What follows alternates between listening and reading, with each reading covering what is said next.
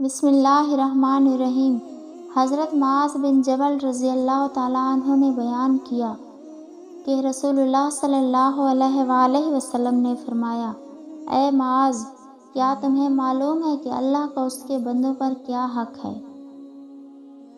انہوں نے کہا کہ اللہ اور اس کے رسول ہی زیادہ جانتے ہیں۔ رسول اللہ صلی اللہ علیہ وآلہ وسلم نے فرمایا کہ یہ ہے کہ وہ صرف اسی کی عبادت کرے اور اس کا کوئی شریک نہ ٹھہرائیں۔ کیا تمہیں معلوم ہے کہ پھر بندوں کا اللہ پر کیا حق ہے؟ عرض کیا کہ اللہ اور اس کے رسول ہی زیادہ جانتے ہیں۔ فرمایا یہ ہے کہ وہ انہیں عذاب نہ دے۔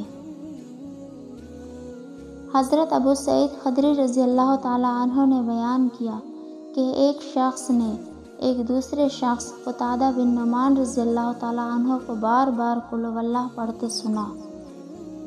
صبح ہوئی تو نبی کریم صلی اللہ علیہ وآلہ وسلم کی خدمت میں حاضر ہو کر اسی طرح واقعہ بیان کیا جیسے وہ اسے کم سمجھتے ہوں۔ رسول اللہ صلی اللہ علیہ وآلہ وسلم نے فرمایا، اس ذات کی قسم جس کے ہاتھ میں میری جان ہے، یہ سورۃ طٰہٰ قرآن کے برابر ہے۔ رسول اللہ صلی اللہ علیہ وآلہ وسلم نے فرمایا، ساری امت جنت میں جائے گی سوائے ان کے جنہوں نے انکار کیا۔ صحابہ نے عرض کیا، یا رسول اللہ، انکار کون کرے گا؟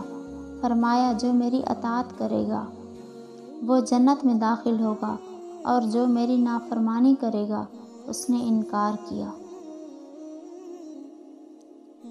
رسول اللہ صلی اللہ علیہ وآلہ وسلم نے فرمایا، سب سے مجرم مسلمان وہ ہے جس نے کسی ایسی چیز کے متعلق پوچھا جو حرام نہیں تھی اور اس کے سوال کی وجہ سے وہ حرام کر دی گئی۔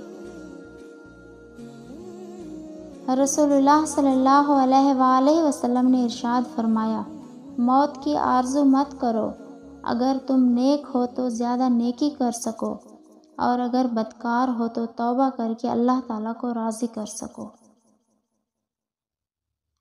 رسول اللہ صلی اللہ علیہ وآلہ وسلم نے ارشاد فرمایا، میں نے جنت میں جھانک کر دیکھا تو مجھے اہل جنت میں زیادہ تعداد غریبوں کی نظر آئی۔